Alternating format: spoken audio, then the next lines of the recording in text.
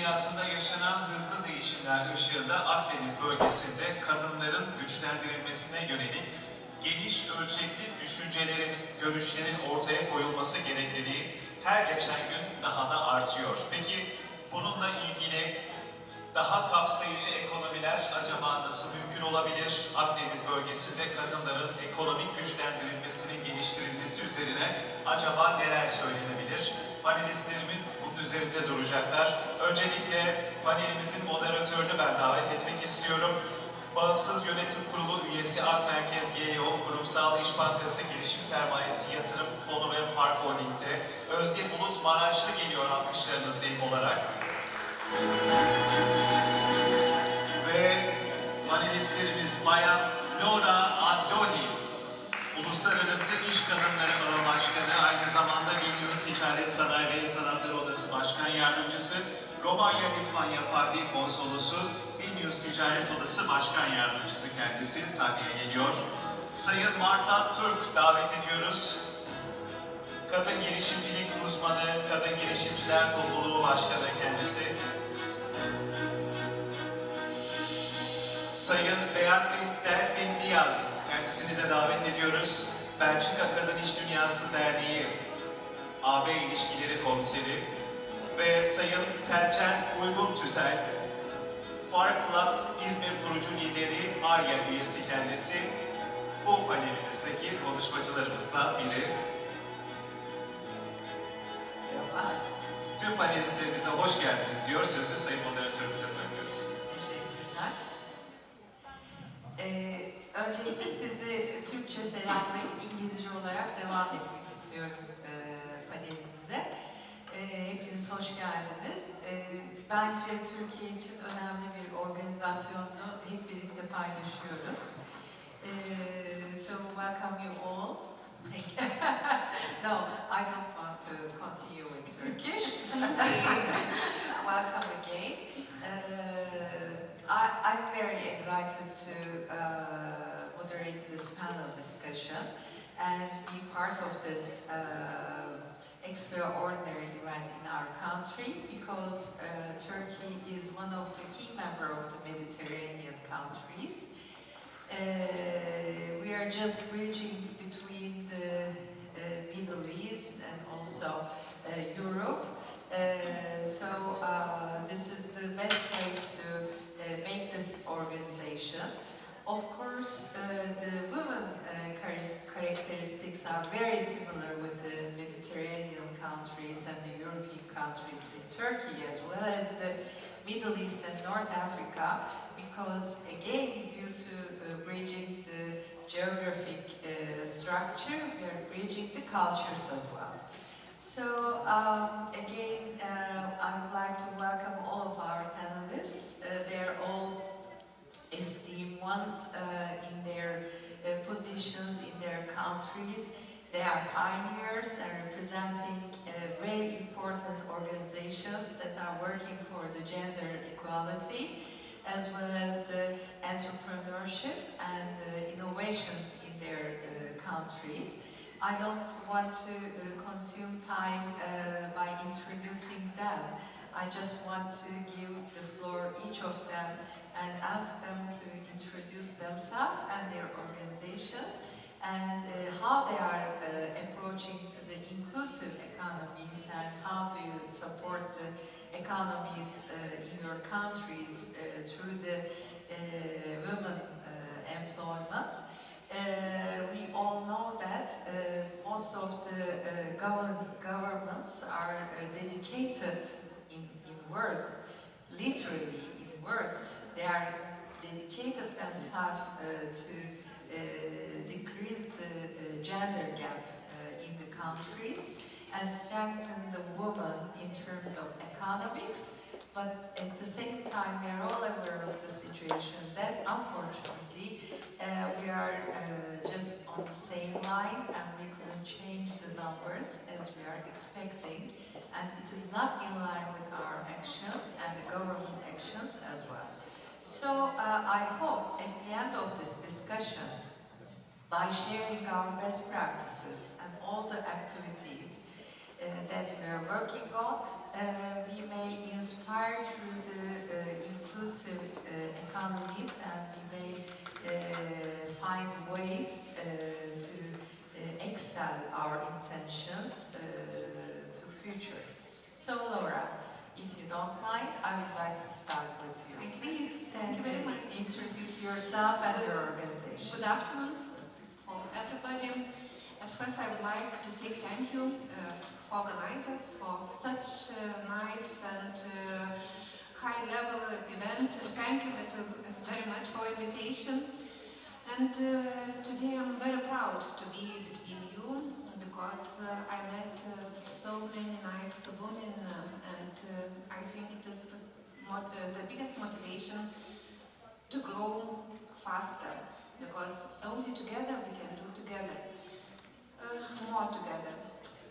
And today I came from small country, from Lithuania, not from Mediterranean region, and I hope that our country could be a small example for you. And I know that I will bring many good ideas from this summit, and it will be example for us too. I represent today not only my own business, but also I represent International Business Women Network as president. We have more than 200 members in Lithuania, and also I am a vice president of Union Chamber of Commerce. And we have more than 500 members, and more than 70% are women. And as example, we became independent country from Soviet Union 30 years ago, and we have had only 2% of women in business. But now, nowadays, we have more than 64% in women in business. And what I want you to tell that we are working closely, very close with politicians, from society to politician. And we have various programs, we have advisors of committees. So we can do it together. Thank you very much.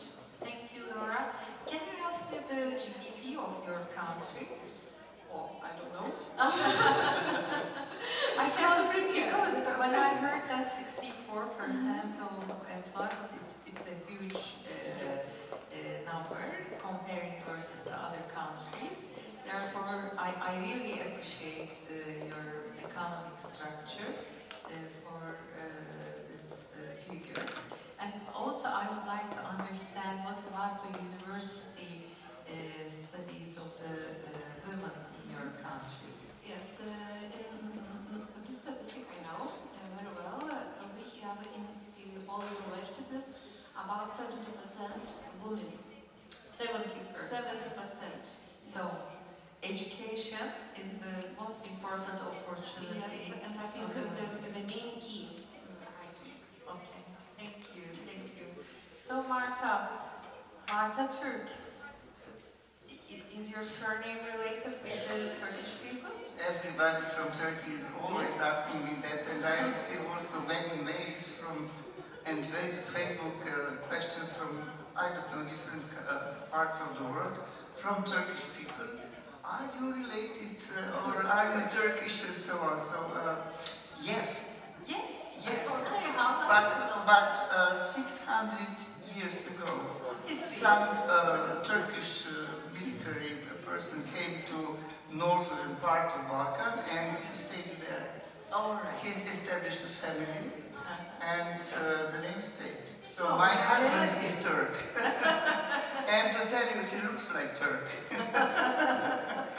How nice to hear that. Would you kindly introduce yourself and your organization? My name is Marta Türk. I already presented myself. I'm coming from Slovenia. And I established my first company, which later on grew to a family business, already in '89, very far ago. At that time, it was still Yugoslavia. In 91, we already fall apart, and Slovenia began to go on the independent road. So the difference between the socialistic, ex-socialistic system and the difference with the capitalism which we now are joining in, or we are it's a big change in minds, in attitudes and everything. And at that time, first I must say that the socialism in Yugoslavia offered women really equality, speaking of education, because all women could join university studies and all kinds of studies however they wanted. Women in Slovenia and in Yugoslavia were 100% employed, so it was no different or no problem get employment for lifelong. And those are very important changes. Also, the old Yugoslavia developed, especially in Slovenia, a very good supporting system for families, speaking of child care and child shelters. So that was very in favor for women. That changed quite a lot with capitalism, because first big companies, of course, bankrupted or changed or privatized, and first to be laid off and lost their jobs were women. Yeah. So that was the reason. So women were afraid to stay unemployed. They always share their responsibilities, speaking of families, and there was in the same time a new law coming in, so everybody could start a company with a very, very low investment. So it was very, very easy and very cheap to start a company. It was up to you how you were able to start a company. So there were, let's say, a lot of things which were in favor.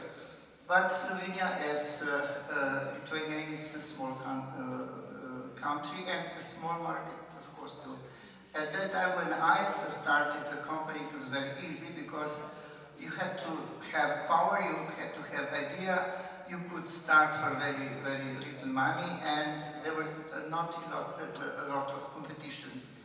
If I compare that time with this time, it's much more difficult to start a company now. It's not expensive, but it's difficult because, and I think that's the same for all of you here, because now it's not enough just to register a company and having, I don't know, a market which you know. You have to have a lot more knowledge about different things like technology, legal environment, marketing, digital marketing, which is linked to technology, and this is changing very fast. The market is working differently, so it's much more difficult to start a company now. Maybe we have more options to gain some kind of investment or starting capital or even seed capital.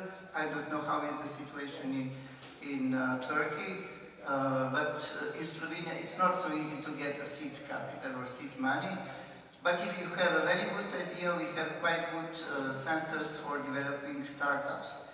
But since you have such a good statistics in Slovenia, there's no such statistic. We are on, let's say, the same level as the whole Europe, speaking of an average.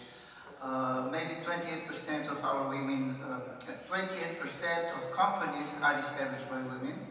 And when we go to see the inside of startup companies, we don't have 5% of women in startup companies. It doesn't mean that women are not so innovative. It means that they are maybe not so courageous, they don't have so much self-esteem. They have a lot of knowledge because, again, the same statistic which you probably have and you share, we have much more educated women than men. They study, but when they finish their diploma, their university degree, they usually establish a family. And I would just like to emphasize, before I tell what we do for our women in the community, when I am asked from different kinds of people and journalists, why do we support women entrepreneurs? Is there any difference between female business and male business, I personally believe in one thing. It's no difference in the business. There's no gender.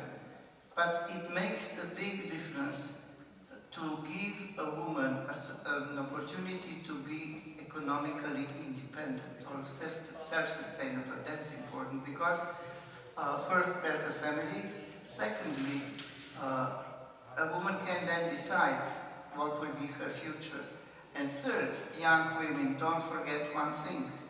When you are young and strong and you start your business and you start your family, your children are depending on you 10 years. After that, they don't want you to have you all the time with you. It means that this period of business development with family is short compared to the whole working life. And you have to design your life according to that fact. Because women, we have this different wave of responsibility in our lives. We have at least 3 jobs which we have to do every day on a daily basis. And for that reason, we have to accept also this ritual, which will be changing later on. As I told you, I'm the oldest person here, and I worked for 50 years, and I still do. I'm very active, and I like it. So it means I adapted my activities to that. So just to tell what we do, our community of women entrepreneurs registered in 2001, but also before that we had like a club or association. Then later on we changed. We brought together women with innovative ideas and entrepreneurial mind. We wanted to establish, let's say, a comfort zone for women, how to start even if they didn't know enough things, how to go international, how to promote themselves, how to learn.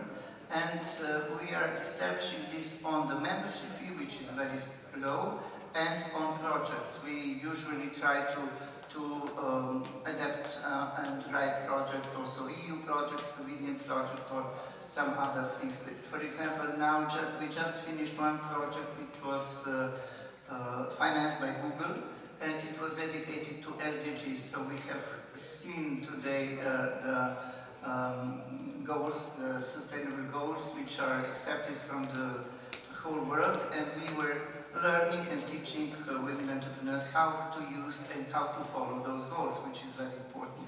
So what we do in our community, we are establishing our work on 4 pillars. One pillar is the bank of knowledge. So each of new member which enters in the community offers at least 10 hours free of charge, hours of her expertise to other members who are interested in that. And that's working very good. We are putting those videos also on our web page. A second activity is networking, which we organize monthly, but once a year we have the biggest conference in Slovenia, which is bringing together more than 600 women. This year will be on 23rd of April, and it tends to be international. It's a combination of exhibition, what women do, because we want to show to all people, not just to women, what women do. Usually when women come together and we do exhibition to each other, but we should bring other people who are interested to see what we do, what we are capable of doing, and to help also to grow the female business. So the networking and promotion of women entrepreneurship is very important. That's this event which we call 500 Business Women. We will put a plus on because we have more than 500. And then the third pillar is internationalization. We organize once or twice a year a delegation to visit other countries. We have been last year in Barcelona also. And this year in September we are planning to go together to China. We are very much interested in meeting women in China. Of course, during that period we also receive visitors from, for example, Croatia or Italy or Austria, which are neighboring countries. And then we have one very little fourth pillar, which is financial support with very small loans which we organize by ourselves. So part of the membership fee is going to that fund for loans, and through that we also try to help our women. A lot of other things, of course, you know, promotion and web page and knowledge and seminars we are doing, but that is of course, and networking. mentoring. Of course, networking. Yes, Networking is the best part. Yes, yes. So thank you for all the information about your organization. I would like to add a few things about Turkey's situation. In Turkey, the number of the entrepreneurs, women entrepreneurs, is around 16% of the total. Only 16% of the total. And the number of the, when you look at the employer terms, only 1.5%. As per the OECD figures, we are really far behind the other OECD countries. And the number one country is Greece, because in Greece there are a lot of tourism companies belong to women, therefore their portion is significantly high, but it is only 20%. Yeah, significantly high, but it is only 20%. So we have a lot of things to do. But what I heard from you is that as time goes by, the competition and the current dynamic market environment makes the life much more difficult than the previous years, and the barriers are coming higher and higher. But with your organization, you are helping your members and try to overcome all those barriers in a successful way. Thank you. Thank you, Marta. So, Beatrice. Hello. Good afternoon, everyone. I'm very happy to be here. Thank you very much, Bitu, for having organized all this with your team members. It's my second time here in Izmir, and actually we have set up a company, my sister and I, on VAT and customs expertise, and we have a training center for professional on economics, tax, corporate tax. And beside our business, I'm the president of the Women in Business Association in Belgium. I'm also president of the Women Business Club specialized in finance, where we have to put in the spotlight the women because they are hidden and there are not a lot of women in the economic world.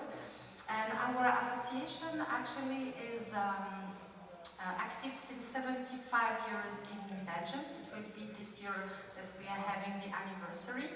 And we are part of FCE-VVB, a worldwide organization that was founded in 1995 by a French woman who had actually to take the lead of the company when the husband was going into war. It was created after the Second World War. And actually what we do, we are supporting businesswomen in Belgium. We defend the woman's right as well, the right to work in Belgium. Maybe to talk about some statistics to start with that, because I think this is something that speaks out. Based on the gender gap index study made by the Economic International Forum, Belgium is based on the 13th place, which is not bad. Of course, you have the Nordic countries that are very good students, because they are very well positioned for the gender gap and equality between men and women. But this study was based on different criteria: unemployment, access to education, access to finance, access to work, and other criteria, the salary gap and everything. And then it's very interesting to see, okay, we are at the 13th position, which is not bad, but still there are inequalities. So it is very important to work on that. And our association, so they are working on different axes. So we do mentoring, we do networking, we do visits of enterprise of our members, because it's very important also to show what they do. We are the voice of the members towards the government, so we give some advice to the governments as well. And we are also part of a Women in Business group by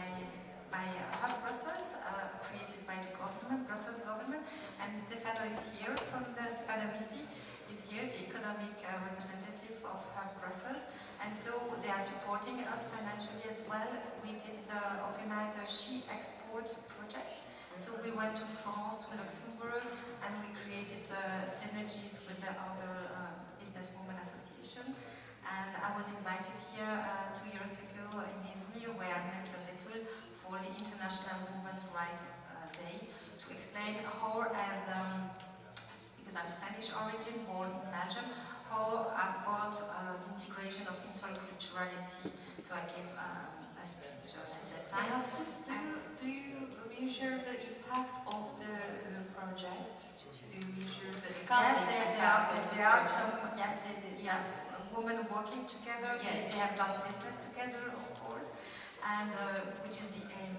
But of course, the key value of our organization is the sorority, because when we are helping each other, because we can face also personal problem, or we have the same question of facing problems in business, of course we can share the best practice together, and this is the core value of the association, is the sorority. And maybe what I can also add is that in Belgium, 60% of the students are women, and you find only 17% of women at the top management. So you see that there is really a gap between the competencies of the woman and where you can find them in top level, C-level position. So this is something we have to work out on it. And also when you know that there are only 5% of women being CEO worldwide, this is also a problem and something that is really giving some interrogations to say what can we do to have more women on board. It's very important. Yes. Yeah, likewise. Let me again give some statistics from the board of Turkish companies. Only 17% of the board seats belongs to women in Turkish stock exchange market, Istanbul Stock Exchange market. And in that 17%, 10% is coming from the owners. Rest of them, I mean the 7% of that are representing the independent board members. And when you look at the CEO ratio, it seems to be good, but it has a declining trend. Right now, among 500 biggest companies, only 10 of them has a women CEO. Rest of them are all coming from the men's side and mostly the family members. So this is another statistics that we have to work on, because if the decision makers are only men, if there's no diversity in the decision-making mechanisms, so how can we change the world in a balanced way and exercise the democracy accordingly? So now I want to welcome one of my colleagues from FARC Group, FARC Labs, but she's also working for ARIA. ARIA is a very, reputable organization, though it is a very young organization in Turkey. It has a significant impact on women entrepreneurs, especially supporting the innovation and technology, and also the young women to make investment and collaborate with the other parties. So Seda, welcome again. Thank you. I'm glad to be here all, and thanks for the invitation. I'd like to start introducing myself. I just don't want to share things that you can easily find on my LinkedIn account. I don't want to share any silly stuff. So maybe real stories, because I believe in real stories.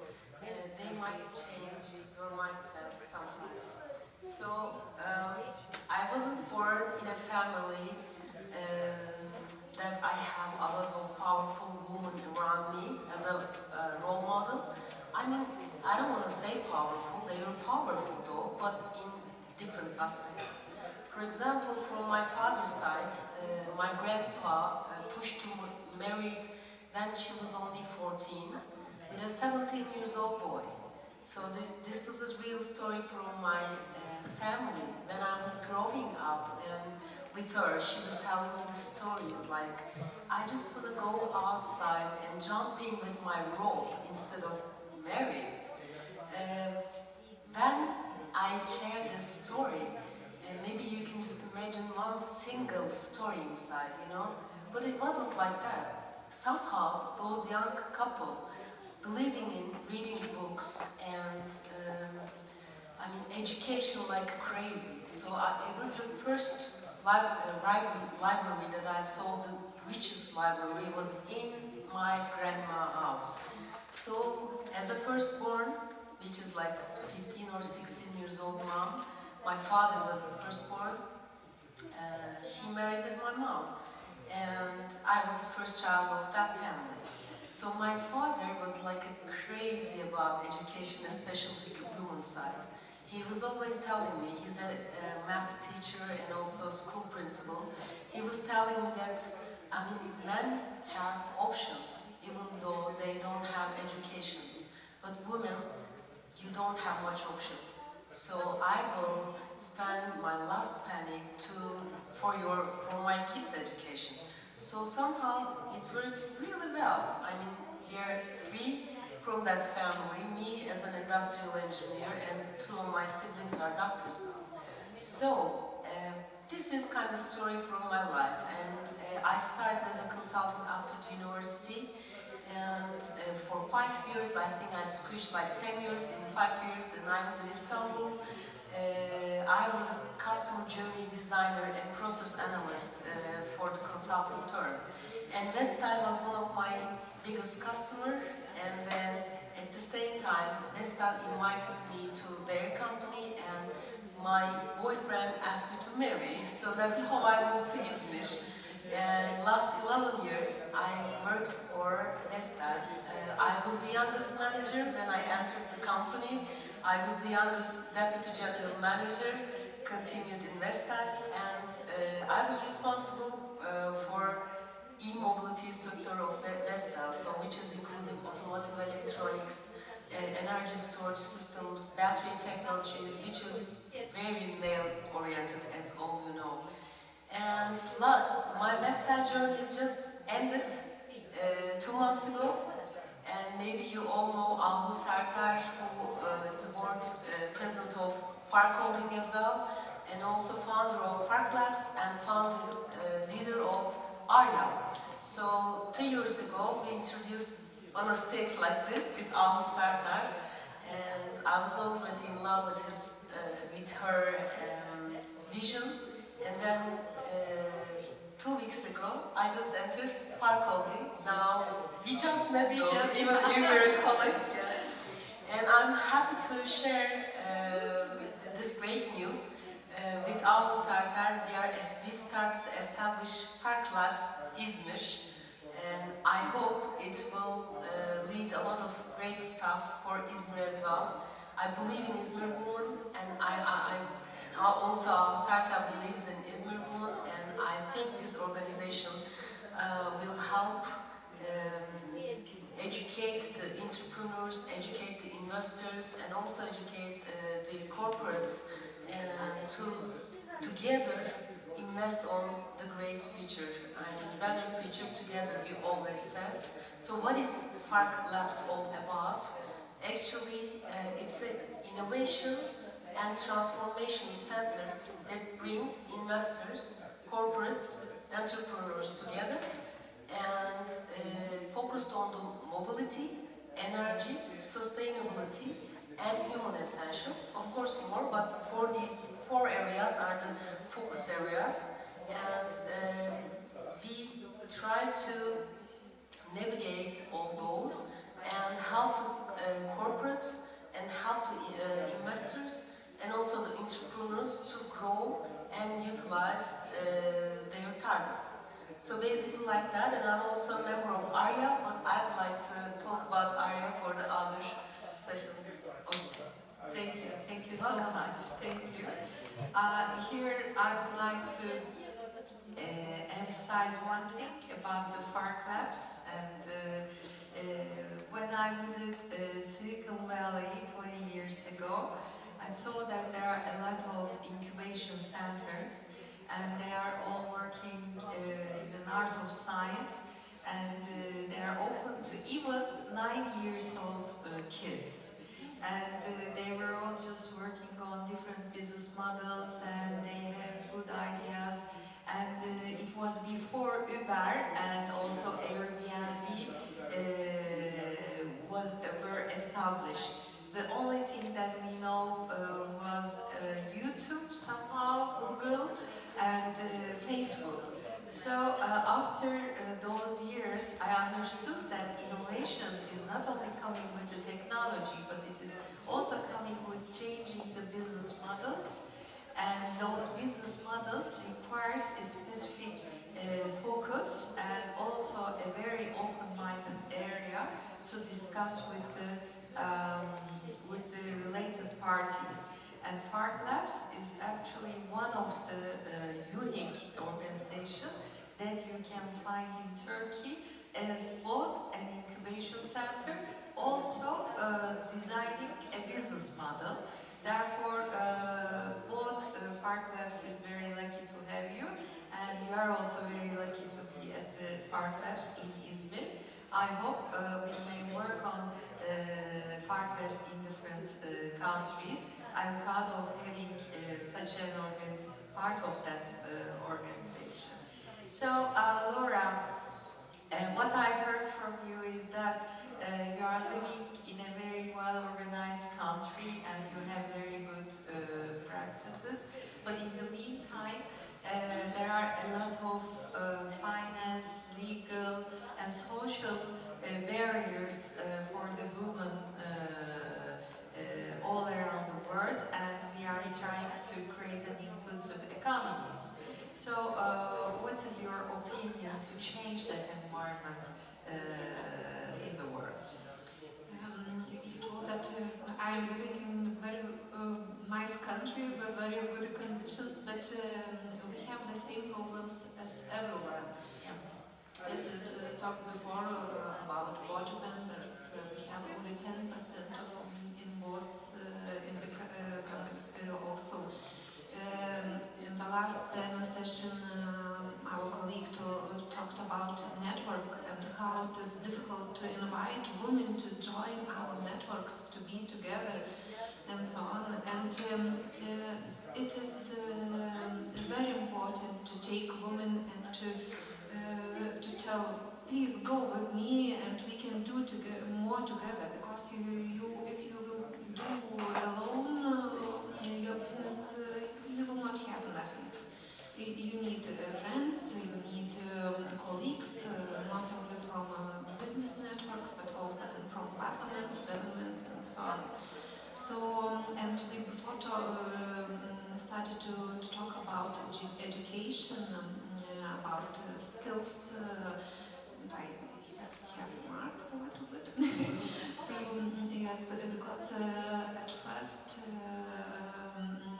the most important thing is education and skill development to ensure access to higher quality education, not only for women but also for men. And it is a matter told before that e-commerce and digitalization is very important. Yes, it is one of the most important things. I think I agree with Marta. And we have to promote STEAM everywhere from first class to kindergarten, and of course equal employment opportunities everywhere. It is very important to have safe, trustful society around you, but to organize trainings, various mentorship programs. But one of the most important thing is financial support. Yes. It is very difficult to get financial support, especially for startups. Yeah. And for women in regions, maybe in a bigger city, women is more brave. Yeah. I think. But if women have ideas from regions, they will be afraid, they haven't what to ask, and so on. So I think financial support in this program, not only from EU funds, but also from government, is very important. And of course, because now I'm in business for 20 years, and only now I remember, not remember, but understood that work-life balance is very important. Definitely.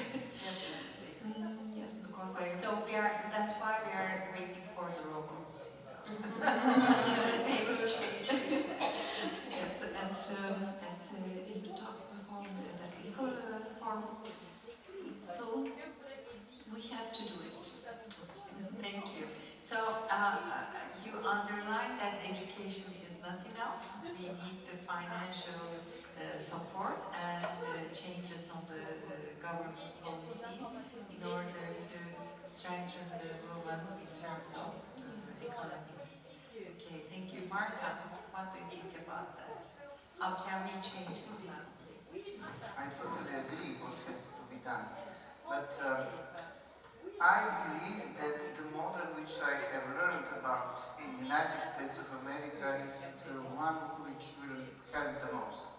And that is in, I think, 1986, they accepted legislation which is called Women Business Ownership Act. And only through that legislation, the state, the government, and also all national states put in favor also a lot of money out of from budgets, from national budget and also from country's budget. Those budgets were then, let's say, offered to already established association of women entrepreneurs, but not just to them, but selected were those who were already cooperating with universities or some kind of institutions of knowledge, because the knowledge, we have mentioned a lot of time, the knowledge is the most important part. The knowledge is the tool to fight the poverty of women, the knowledge is tool to grow business, the knowledge is tool to develop the society, the knowledge is tool to understand what is happening in the environment. So knowledge is very important. Through that, they developed this special line of women in businesses, and also they, of course, that was the same legislation also in favor for minorities. If we would apply in European countries such legislation, then the government would be forced to really establish or to make a strategy, and out of the strategy also the action plan. Because I know that several countries, I did research on that, several countries, they even have legislation. Italy, for example, has, I think, 2 laws which are in favor for women entrepreneurship development, but there is no money, there is no action plan. It may be just to support the chambers of commerce, but when you support chamber of commerce, it doesn't necessarily mean that you support women entrepreneurs. Because, look, we are all taxpayers, and the women in businesses, men in business, will pay taxes. Those taxes should not go only to establishing new working places in public institutions, but should go down back on the table for SMEs to develop, to be better, or to grow faster, speaking of startups and so on, and technology and so on. So that should be done. That should be done by understanding those who are in political position, that really such a strategy should be put in, and of course the action plan. It's not enough to the declaration. Slovenia can say that we have all the legislation put on, that we are equal, that we have same rights and so on. But look, we have only 30, even not 30, 28% of women in entrepreneurship. We have 8% of women who are on the in the corporate business, but we are a small country. All together in Slovenia there are maybe 500 women managers, but we have 8% 80,000 women entrepreneurs. And out of those 80,000 women entrepreneurs, we don't have many, maybe 10% who really have developed the business. The rest are small. So if we want really to fight the poverty and the growth, we should invest in women to grow, because they don't have self-esteem, they are afraid, they think that they are not good enough. Many things, and besides that, they have children who they have to take care of, their school, their education, and so on. That's in a period where usually a man who is in charge, who enters in business, has no problem, because he has service at home. First service is his wife, and all other services. He can go and travel around in conferences, deciding and so on. He can stay in the afternoon on the meetings. He can maybe network differently as women do in different occasions, because usually when women want to go for networking, they have to provide also the care for children.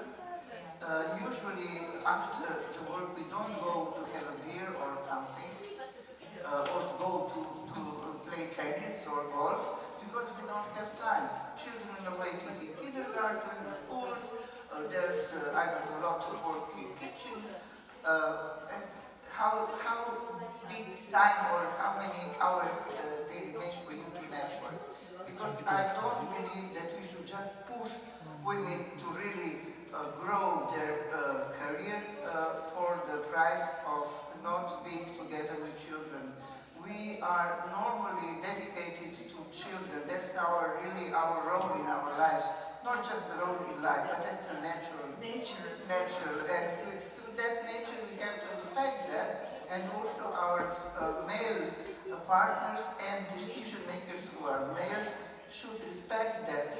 I think that Turkey probably does not have the problem with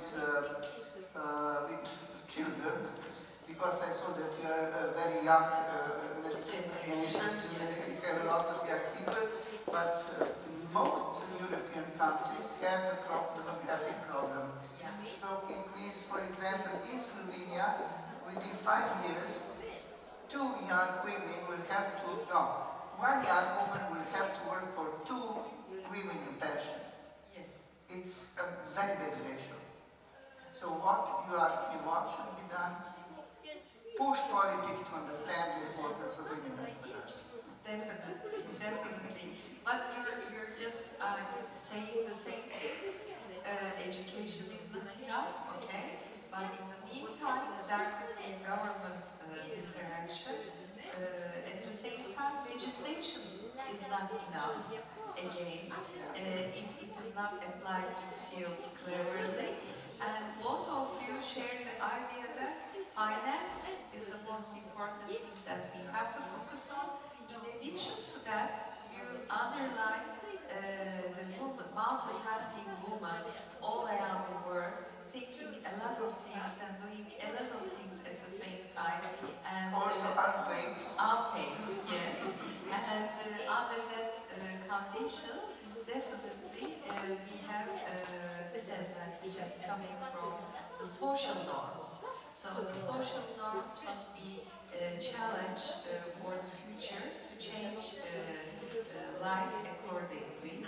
So this again requires the diversity and also a balance at home, at the families, that both the parents may change their children's mindset and let them understand the importance of the diversity and sharing life equally. So Beatrice, what is your opinion for that? Well, I will not repeat what just has been said, but I think we can tackle the issue differently. And the role model is very important. So I think that in our association, for instance, we put our members in the spotlight. We organize, for instance, an annual gala based on intelligence artificial, because we have 3 members that are experts in data management, EI, working, giving advice to the government, And so we organize a conference to put them in the spotlight. Because I think it's important for young ladies to say, oh, I have to be inspired by this woman. She has a great career path. It's not that I will be a copy-paste, but I can be inspired by a woman. And to show the way, we have to say that it's possible. For me, sky is the limit, and you have to try to do what you want. This year, for instance, we have organized an award based on sustainable and circular economy, and we have organized different awards per region, because you know Belgium, you have the North part, Flemish, Walloon, Brussels, and we had 4 categories. The 4th category was for non-member. So it was great because a lot of women apply for this award, and we can put in the spotlight their work, what they did. For instance, in eco-construction, helping ladies in agriculture, helping ladies in food. So it was really interesting and to put them in the spotlight. Because I think that there is the imposter syndrome, where the woman thinks, I'm not eligible, I don't have the legitimacy to run a business, I don't have the legitimacy to be a CEO, and I think this is very important that they have to work on this syndrome, saying I have also the right to apply for any job I want, like a man. Like a man. Because as you said, Marta, when you arrive home at the end of the day, the second job is starting for you, for a woman. So it's really, you have to find the right partner who will help you at home as well. I think it's very important that the social pressure is there, and the mentality has to change because it's still patriarchal.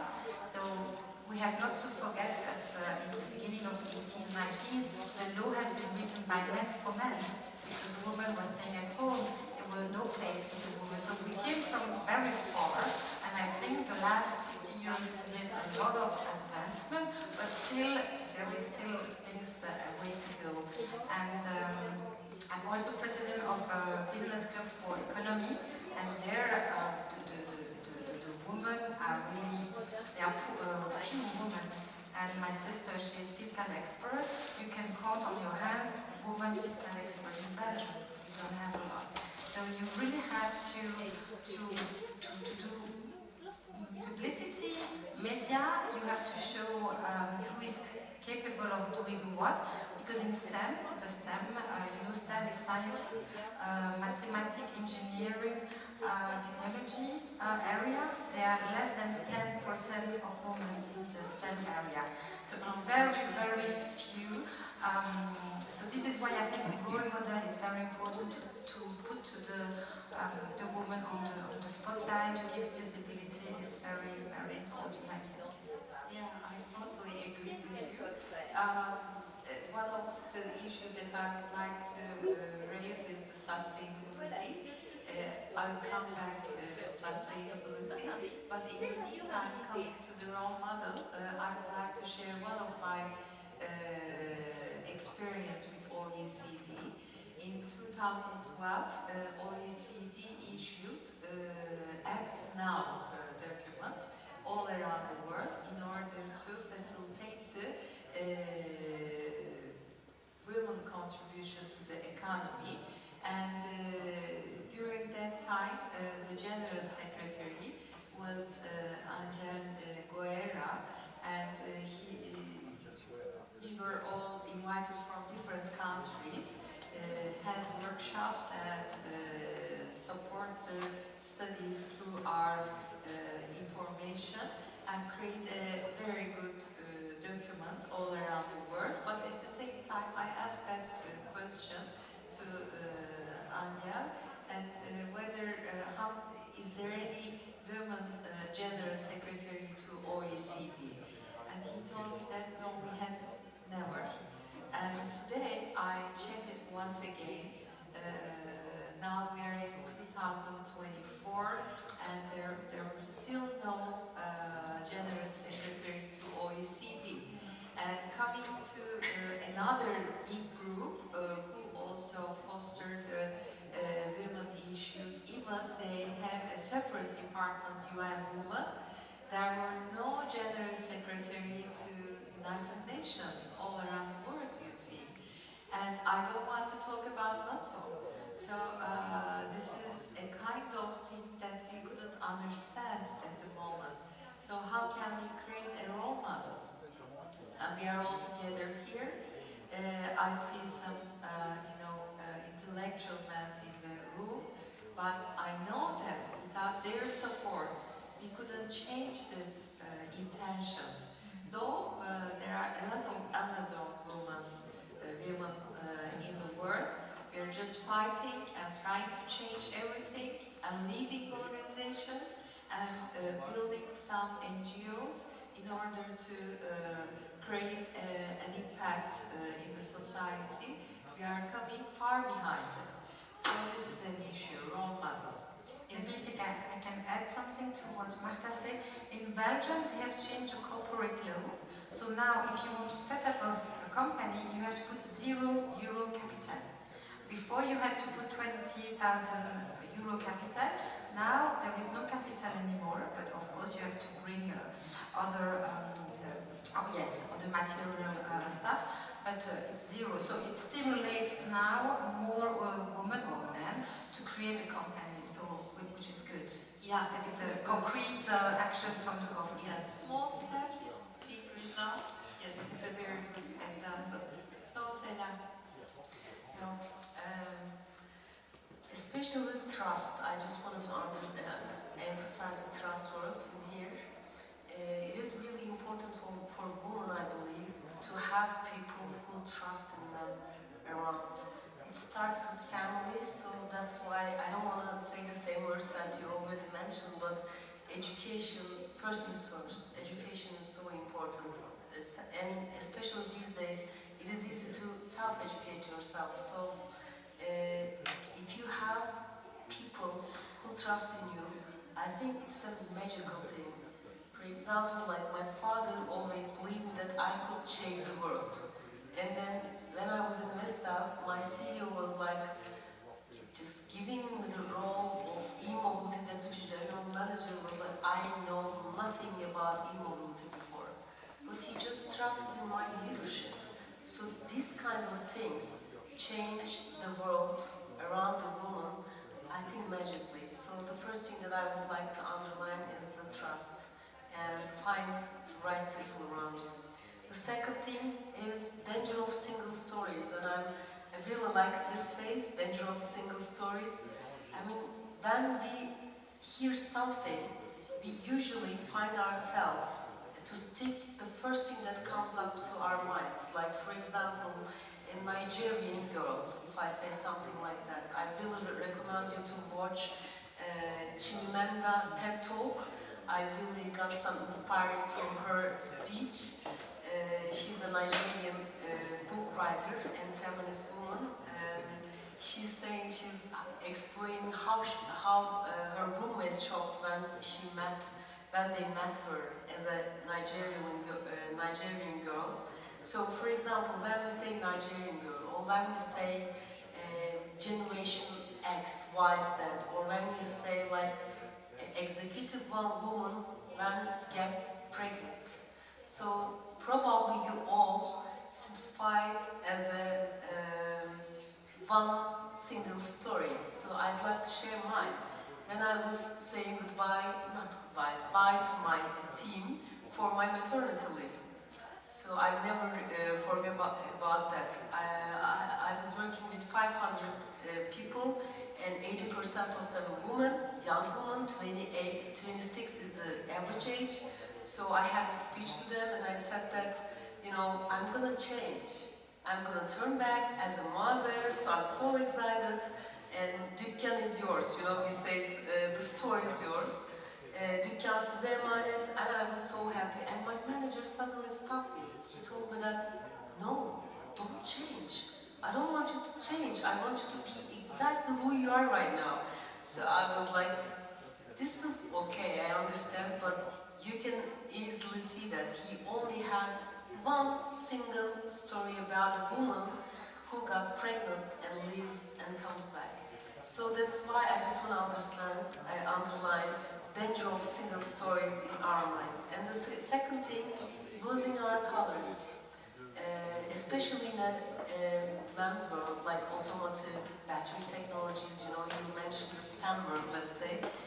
It is sometimes really hard to be yourself, like with your feminine side. So, second thing I want to underline is this. I didn't even realize after like 15 years I entered the e-mobility world, and I didn't even realize that I'm starting to lose my colors. And then suddenly my former assistant told me, where's your colors? You think, you talk differently, you wear differently, where's your colors? And I realized that under adaptability capability, I'm just losing who I am. So then I realized I'm never gonna do it, because world needs women like who they are, you know, with their colors and everything. So that's why the second thing is don't let anyone to lose your color, and especially yourself. Margaret Thatcher is a great example, you know, 11 years of her ministering of the United States, they said that she put the glass ceiling higher than before. So, you know, when you lose your color and just break that hard ceiling, then sometimes you don't let the other woman break that seal with their colors. So that's why my thing to underline, if you break that ceiling once, it's so important as a role model. We're so sick to see, you know, great role models, women role models around. And if you are the one who already break that ceiling on top of you, please let the other woman, as a woman, bring their self to that part. So inspiring, Sarah. Thank you so much. It is really very inspiring. Your color, keeping your color, is very inspiring. Glass ceiling is there, but if you believe the presence of the glass ceiling, it makes life much more difficult than ever.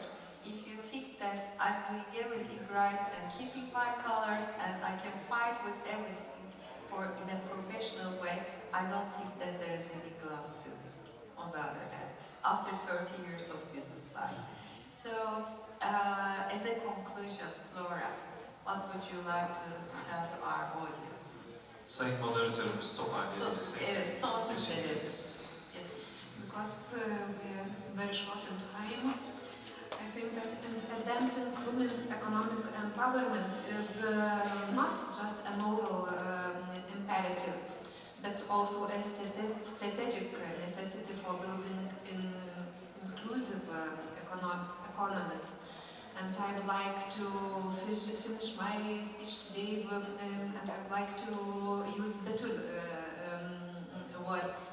We have to create a new story for our future. Thank you so much. Martha. Just stay on your way. Okay. Stay on your way. So thank you. Beatrice. When we have 30% of women entrepreneurs in Belgium, I would like to have the parity, 50-50. This is my dream for women in Belgium or around the world. And also maybe to talk about the quota, because you know the European Union has voted a law to have 30% of women in board. And in Belgium it's only mandatory for quoted companies, but I would like to have the same quota in every company, but of course to put a competent woman in place of a competent man, but not putting a non-competent woman. So we need competent women, and we need them to take their place in C-level and management board position. Thank you. Sarah? 3 things. Follow Arya, follow FARC Labs, because you can easily find what they're doing, and don't lose your colors. Thank you very much to all. I would like to finish this discussion through the World Economic Forum annual meeting subject of this year. It is rebuilding trust. Zeynep Göle also told the same thing. trust is the most important issue that we have to develop, and that trust is coming only through the collaborations and through the networking. Therefore, I believe these kind of organizations, events, and thank you very much for making this arrangement. Thank you.